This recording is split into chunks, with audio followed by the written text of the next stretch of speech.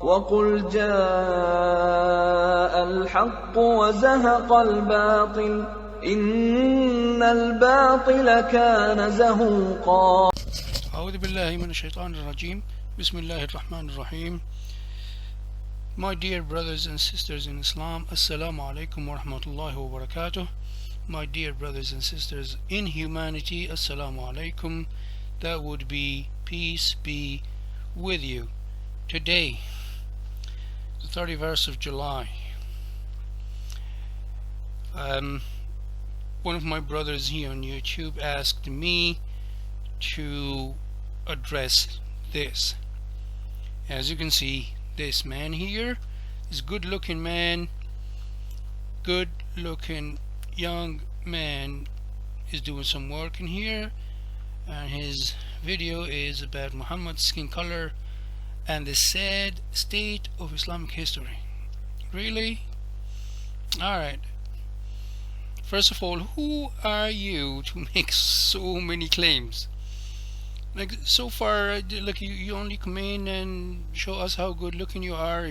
You never tell us what is your qualification. To come up here and criticize the history of some people or a religion or any kind of history, you need to have some qualifications. It's not enough to bring Mr. Dan Gibson. Dan Gibson is the worst historian ever, like. But anyway, in the beginning you said that the Islamic history has been questioned. Seriously? By who? By Dan Gibson? Alright, okay, I'll give you that. So what you started with is the Qiblah, the direction to which we pray, we Muslims pray. So where is it? Here it is. And you're telling us that Dan Gibson went to all these countries and into these mosques and checked the Qiblah. Seriously? A non-Muslim going into all these mosques and checking the Qiblah? I doubt that, man. I doubt that. Nobody done that. Okay? Let's say, for the sake of this argument here, we say yes, he was able to travel to all these countries and went into all these mosques. Somewhere, as you can tell here, you show in here and here, all these places. Now, are you telling me that when he went there he had his GPS on him? When did he do these studies? Did he have the GPS? And these mosques, when they were built, did they have a GPS on them? Yeah, like especially the old ones. The old mosques, the people did not have enough technology and knowledge to actually get a straight line excuse me, a straight line to Mecca. So any direction, some of the mosques, I come from an Arabic country, and some of the mosques, they just point out to say, okay, that is the southeast, that's it, so that's where we're going. Or that's the northeast, that's where we're going. Some of them, they go as far as saying, oh, you see that road there? That's the road that leads towards Mecca. And they will put their mosque like that. What you do not understand, sir, you've got a big problem in here, that Allah in the Quran says, so Allah says here, to Allah belong the east and the west. So whithersoever ye turn, there is the presence of Allah, for Allah is all pervading, all knowing. So at the time when Islam started spreading towards the east and the west, the people would just turn around and say, okay, that is the east for us, like the the north, oh sorry, in the west, and the people in the east, they were always, that's the west, that's Mecca, towards there. That's what it is. Now that takes us to the new point, which is this one, this bit here. You claim, you and some of the anti-Islam so-called scholars, they claim that the first Qibla was Petra in Jordan.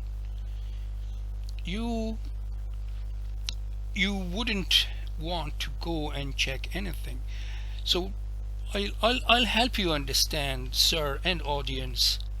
The Mecca is here, Petra is here, Jerusalem is here. Okay, no one actually could tell that, oh, Petra is 1 degree to the left or to the right from Jerusalem. And each and every one, even non-Muslim historians, know that the first Qibla was Jerusalem. So if you are in here, let me make this bigger. So if you are in here and you want to face Jerusalem, Petra is on the way. No Muslim talks about Petra. You can go get me, I challenge you, get me any Islamic tradition that shows excuse me, that shows that that Petra has got anything to do with Islam. Mecca, people in here, they were facing to Jerusalem. Petra is there. But of course the enemies of Islam, what do you think they would do? They would find anything, even if just a slight chance, to get people to doubt their religion. No sir, no, you're totally wrong. Yeah, I know. This mosque here, they point out this way, and well, this one is here, this one is here, this one pointing somewhere here, that one pointing somewhere here. As I just explained it, sir, you need to get real a bit. This GPS thing and all that, it's only a recent thing, okay? So I live in the West, and I don't even use a compass. All I know is the southeast is that way. I look, when I'm at home, I just face southeast and I pray. Now let me give you something else now, sir. So not in here, but in here. You or audience can just type in Google Earth proves Islam. So I'm not going to read, so you can get it. It's in Wiki Islam. You can get this and read for yourself. So when our beloved Prophet was sending teachers to the new reverts, or well, converts or new Muslims, he would tell them how to face the Qibla. And this is proof where our beloved Prophet is telling this man here, Wabr ibn Yohannes al-Khuzai, said to me, if you build the mosque of Sana'a, make it to the right of a mountain called Dain. So recently you can Google it, or you can go on YouTube. There's a whole video about it where he told him what directions, and it came straight. Okay, straight. I'm not going to be reading. I need to move on. I need to cover a bit of what you have. You can just pause it in here and read. In here you were just reading something from the book of Dan Gibson, and he said that the Abbasids, or Al-Khilaf al-Abbasiyya, they changed the Qibla from Petra to Mecca. Now this is laughable. because at the time of the Abbasides, like you call them, or the Dawla al-Abbasiyya, Islam was from India to Morocco. Yeah, okay. So they changed and they went to each and every mosque in every little country, little town, in every little village, in every jungle on the map, and they got it changed toward Mecca. Yeah. Whoa, they must be what? There's no way to describe. There are no words to describe them. They must have a kind of some instant change like that. You're being ridiculous, sir. Honestly ridiculous, because one of the earliest mosques in North Africa, in Tunisia, Masjid al-Qayrawan, has always been there, and the Qibla is still there towards Mecca. How is that, sir? You can check it for yourself. I just thought I would show you something.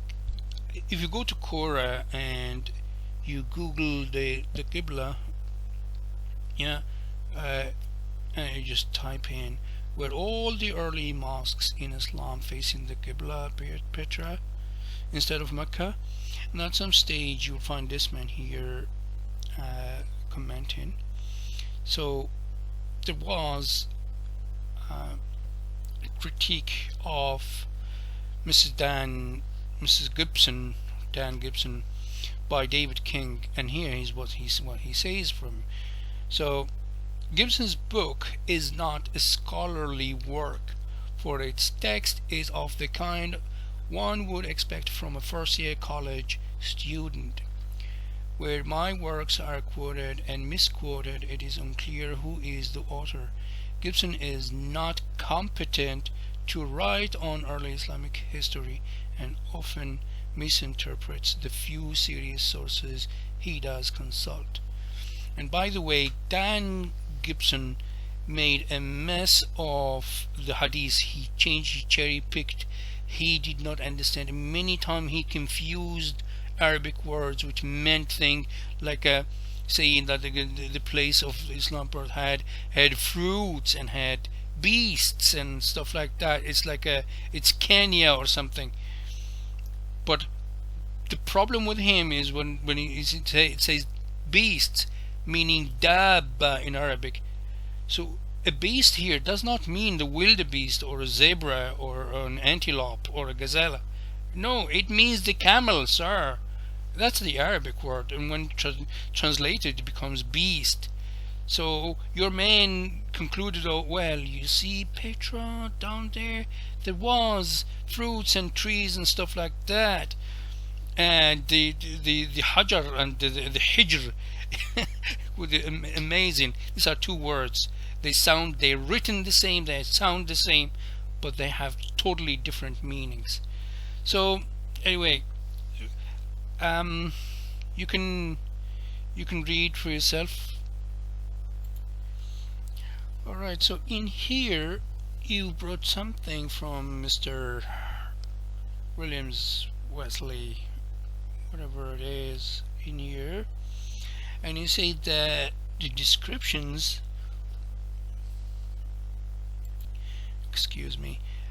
the descriptions of our beloved Prophet varied from white to dark to red to black to brownish. Yeah. And then you quote in this: anyone who says that the Prophet is black should be killed, and this is in the de-Arabization of Islam. Why don't we go and see that? So here it is. This is the de-Arabization of Islam. Here's the PDF. I got the PDF here, and of course it's Mr. Wesley Williams, PhD and all. The problem is that you and him and many others are some sort of deceivers. The whole thing is talking about one person saying this, like one person. It's Qadi Iyad in his whatever it is. So this one person says something, and then you come and you want to make it as the standard, as if we say that anyone saying that our beloved prophet is black should be killed. This is ridiculous, honestly. Like, why didn't you say that it was only one person? It's not if you could find that in the teaching of the prophet himself, I tell you what, I am willing to be baptized right now by you. Or if you're not a Catholic or a Christian and you are an atheist or anti-theist, I will follow you. But I challenge you, and you will never find such a thing, that our beloved prophet actually had a problem with color of skin. I could take you here where our prophet gave examples of anti-racism, where Abu Dharr al-Ghifari, one of the greatest companions of our beloved prophet, called Bilal, who is known to be a black person from Ethiopia, who was a slave before he was freed by Abu Bakr radiallahu anhu. He called him, so Abu Dharr called Bilal the son of a black woman. So our beloved prophet rebuked him and said to him that you still have the traits of ignorance that is the Jahiliyyah that was before Islam, where the Arabs were actually very racist, and they were like socially divided by color and by tribes and stuff like that. That was the social standard of that society at the time. But Bilal, whom was a slave, became actually a master and became the very first muezzin, the caller for prayers, the very first person who actually stepped on top of the Kaaba. And in order for him to climb up to the Kaaba the very first time, he stepped on top of the shoulders of Abu Bakr radiallahu anhu, whom is of one of the noblest clans in Quraysh, in Mecca at the time. But I just want to kind of put in some flavor in here for you and your audience, and I want you to have a look at this. It is only normal that people actually describe a person whom is dear to them in all ways. As you can see, Jesus is described in many ways, drawn in many ways, and we discourage drawing anyone's, but you know, have a look at yourself, okay? You and audience, and of course Google is there, you can see him in any way you want. Find all the photos of your God. Let's move on. I want to see what's the next point you have. And one thing that is worth mentioning is that the author of the book, where all these descriptions are, is actually being honest. He is actually showing you and me and the audience and whoever wants to read, wants us to know that there were people whom were enamored, like they loved the prophet so much, so they described him that way. I see it as an honesty of narration. I do not, like, he could easily just put in one narration and say, oh well, he was described as white, that's it, take it or leave it. But no, he was being honest, and he said there's some people who described him this way, some others who did that way, and it does not matter, sir. You see, there is no Islamic teaching that says, oh well, you have to believe that our beloved Prophet was actually white, otherwise you're gonna get killed, according to your analogy. And there's one thing that I always like to highlight, is that I am not interested in personal opinions. So take this, if you are watching this video I'm making now, do not include your personal opinions unless you are a scholar, and I doubt that. It's highly unlikely that you are a scholar. Keep your comment for yourself, okay? And I will respect you more that way.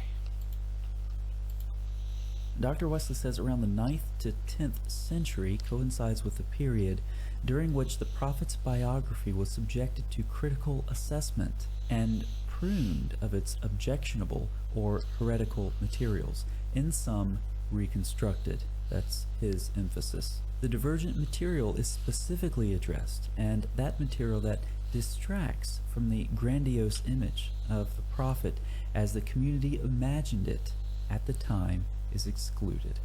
So we get a reconstituted seerah with a reconstructed image of Muhammad. Now, about the time that this image of Muhammad is being reconstructed, we have the infamous fatwa. Anyone who says the Prophet is black should be killed. The Prophet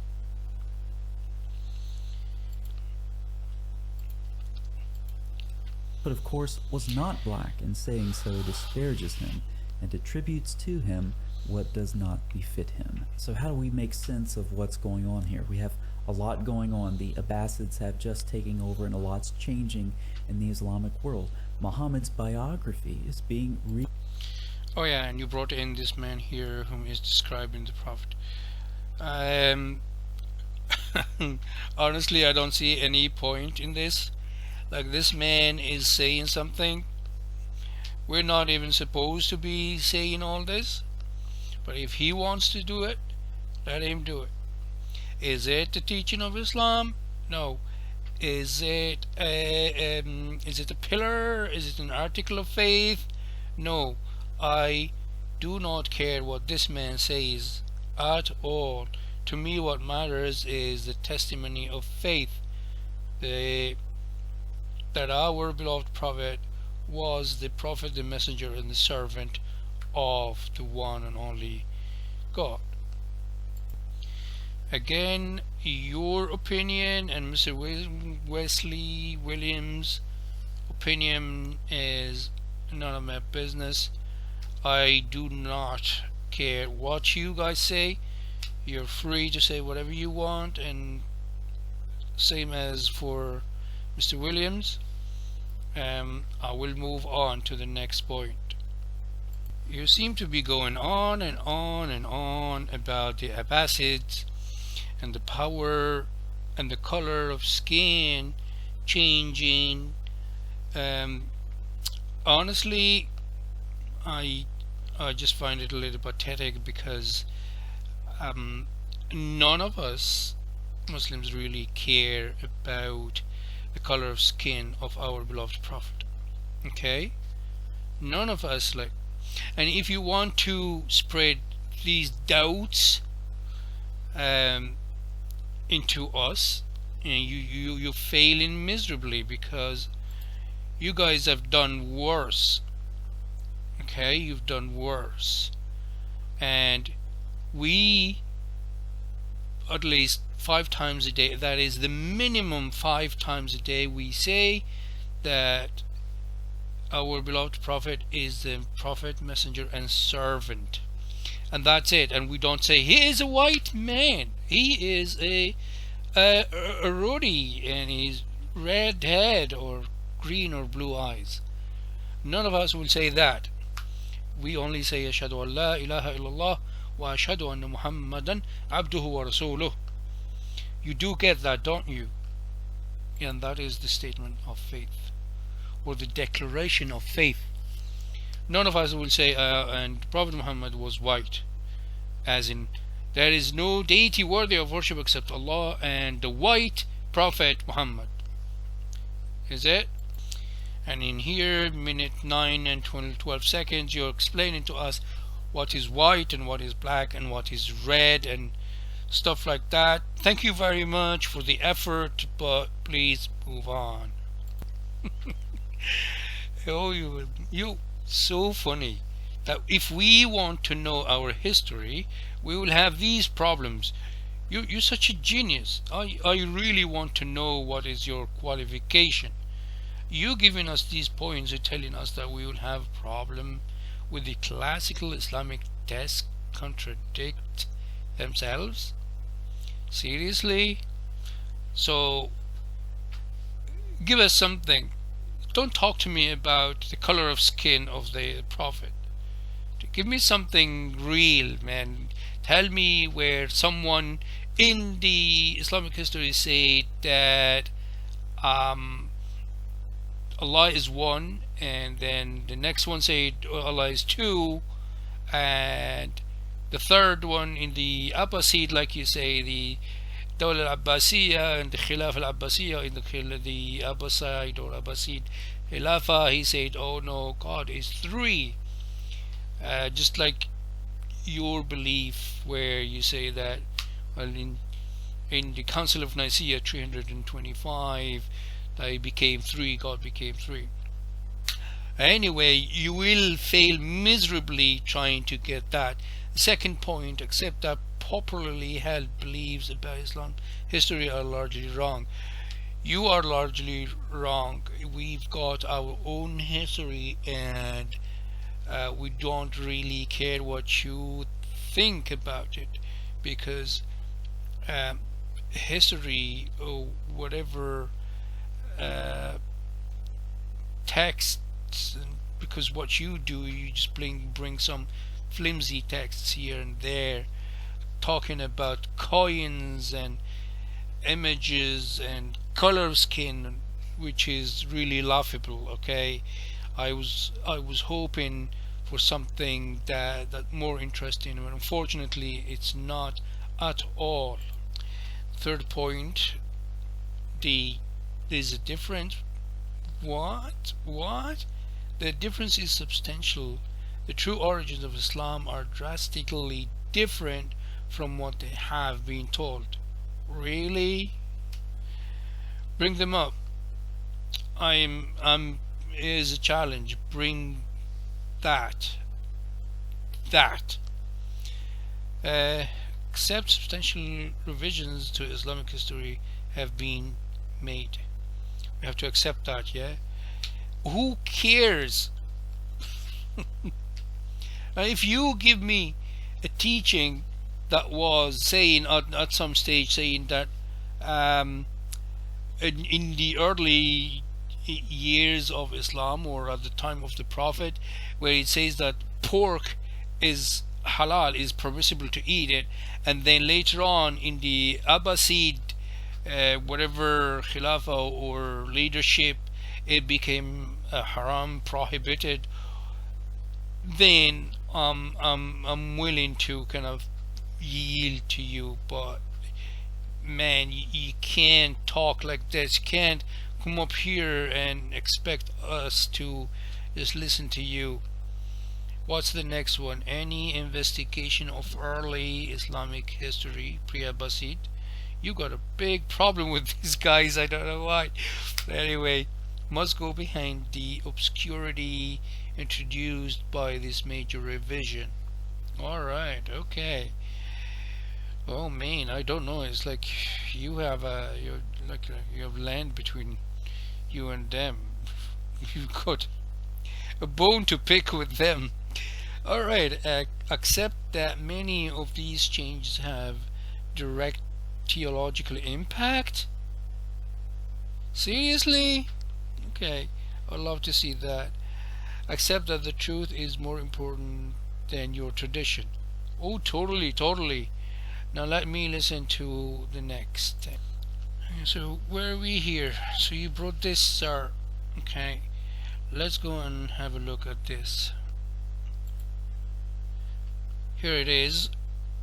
Yeah, you have only this bit here, and you highlighted that, didn't you? Let me see. Yeah, you highlighted or underlined it where it says he is Isaac.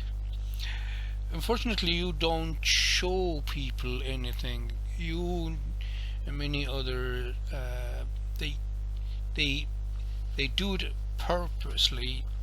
They would just show a bit and that's it. Now if you go back a little bit, and this is where you got it from, okay? This is exactly what you've got in here. So Abraham, the friend of the merciful, and that, and here it is, Abraham, the friend of the merciful, blah blah blah. Page 83, page 83. That yours is a snapshot. I've got the proper book. In here, this chain of narration is anything but the narration anyone would follow and listen to. But let me take you somewhere to read a bit. In here, the website is called Islamic Awareness. Here it is. And any one of you audience can just type this in Google and you will get this and you can read for yourselves. Now, why am I showing you this? It's because in your snapshot you hid this part here where the narration, the account that says Isaac, and the people who actually brought this, no good, sir. You want to know who we follow, where we get our knowledge from? Yeah. So right here, the opinion of them. Now, of course, it is all for us. We know that it is Israeliyat. What is Israeliyat means? The Jews who converted at the time to Islam, they came with their stories. The stories, of course, they are from the Bible. The Bible, of course, says Isaac, okay? But we do not take that. Even the Bible says take your only son. Like, if it was his only son, it could not have been Isaac, because he had a son before Isaac, and that is Ishmael. So his only son in here means Ishmael, could not be Isaac. But anyway, I'm not going to be debating that, not here, don't have time for that.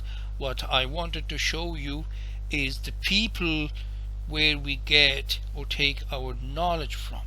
So we'll take our knowledge from Ali ibn Umar, Abu Huraira, Abu Tufail, Sa'id ibn Jubair, Mujahid, Sha'bi, Al-Hasan al-Basri, Muhammad ibn Ka'b al-Quraydi, Sa'id ibn Musayyib, Abu Ja'far Muhammad al-Baqir, and so on and so forth. So we do not take your testimonies. And then if you can read here, so guys, please use Google, just type in this, the sacrifice of Abraham, was it Isaac or Ishmael, okay, in Islamic Awareness. Read through, see what happens, see what you get in there. The Arabic bits are always translated in here, okay? So the hadiths are in here. Everything you need is in here, and it is not our sources, it's the, as you can see, Encyclopedia Judaica. Okay, read for yourself. Alright, that's all I can tell you. Read for yourself. I don't have time to show you. I just wanted you to know that our traditions say it's Ishmael. Okay, you can go read through and make up your mind and decide which one to believe. I am not here to kind of shove it down your throat. In here, in minute 12 and 13 seconds, you're showing us a book, presumably from Ibn al-Baz, and you're saying that he's quoting dozens of narrators saying it was Isaac and dozens of narrators saying it was Ishmael. You said it, not me. Yes sir, yes sir, that is how you convey knowledge. Whatever is there, you bring it up, and whoever wants the truth, let him or her search, look for it. Okay? Though it does not matter in our religion who was sacrificed. The sacrifice itself was a test for Abraham, peace be upon him, in order to see the love of his Lord. Okay, so Allah ordered him to sacrifice his son. Now you want to say Isaac, feel free. I say Ishmael. Okay, I'll move on because it's getting very long already. Well, right here you are giving us an advice. You're telling us how to get past that and how to navigate our way through. Thank you very much, sir. But I urge you to do one thing. You want to see contradictions? Check out my videos. Check out the contradictions I highlight in the Bible. Okay, not traditions like that where people are actually saying their own opinions, because to us those opinions stay there as opinions. Okay, they do not matter at all. And I urge you in the future, if you want to do a video, kind of get more reliable sources and a variety of sources, please. Okay, and quit this childish game where you just go and get anything to talk about and use it as a mean of refuting Islam. It's really foolish, and it's a waste of my time. As I don't know about you, it's your business, it's your time, but I have more important things to do. And here you are again reading these points, and I find it hilarious. Okay, you're telling us all these things. It's amazing how cheeky you are. But anyway, I'll let you go ahead. Substantial revisions to Islamic history have been made, and we've talked about that. Two different researchers coming at the history of Islam from two different angles, and they're both telling us one thing. There's a major revision during the Abbasid period. You've got a bone to pick with Abbasids. What did they do to you? Oh, I can't believe this.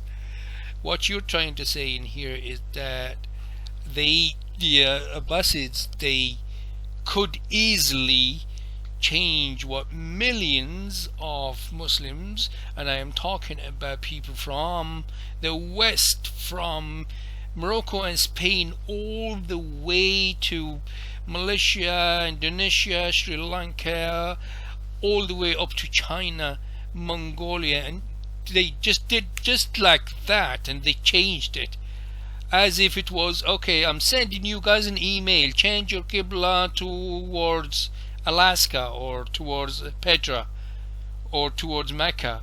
What is wrong with you? The Abbasid could not have changed anything. The Abbasids were getting rich and being powerful and controlling and having fun. They could change the Islamic history? Oh man. Like his character as the supposedly peaceful prophet of Islam can be whatever Muslims want it to be. Well, you got it all wrong here. It does not matter to us what color of skin. Hello, the man is dead. All that's left is the message. When you want to discuss something, go straight to the beef. Give me what you are talking about, as in what did you call in here? What was that? These points, and especially this one, the Quranic composition, when you say that we have to accept that many of these changes have direct theological impact. Show me some of that, because you said that you will do it at some stage later this year.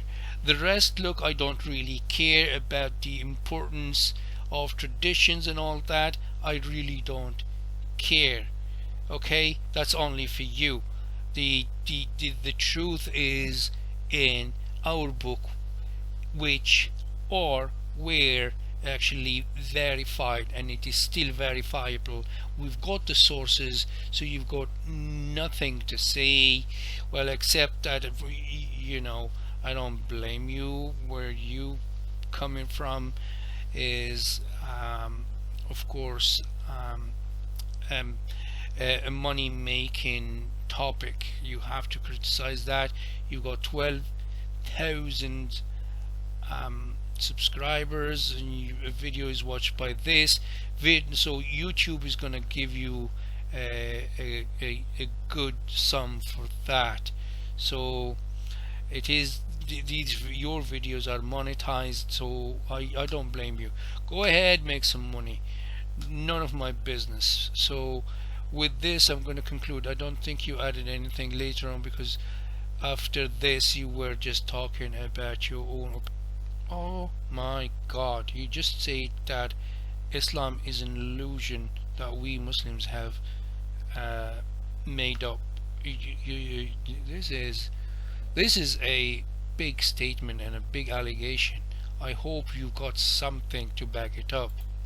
And customize to suit their presuppositions about what their religion and their prophet should be. Sir, you've got to do some work on that, and let me see it. Thank you. In the next video, we're going to peer back. That's it. Next video. I would love to see your next video. If my brother's here on YouTube, see his next video where he talks about what I'm asking you to talk about, please send me a link to it. With this I conclude. You, sir, are nobody criticizing something way bigger. You are trying to put away the sun. Okay, there's no way you can turn the sun off. You can talk, you can shout, you can scream, you can try, do your best. There's nothing you can do. With this I wish you well, sir, and looking forward to see your next video where you give me something I can work on. I bear witness and testify that there is no deity worthy of worship except Allah, without a partner, without a son, without a father, and I bear witness that Muhammad, Jesus, Moses, Abraham, and Noah are his or are the prophets and messengers of Allah, peace be upon all of them. My dear brothers and sisters in Islam, Assalamu alaikum wa rahmatullahi wa barakatuh. My dear brothers and sisters in humanity, Assalamu alaikum, peace be with you. If you have anything you want me to respond to, you want me to work on, please leave a comment. That's it. Assalamu alaikum.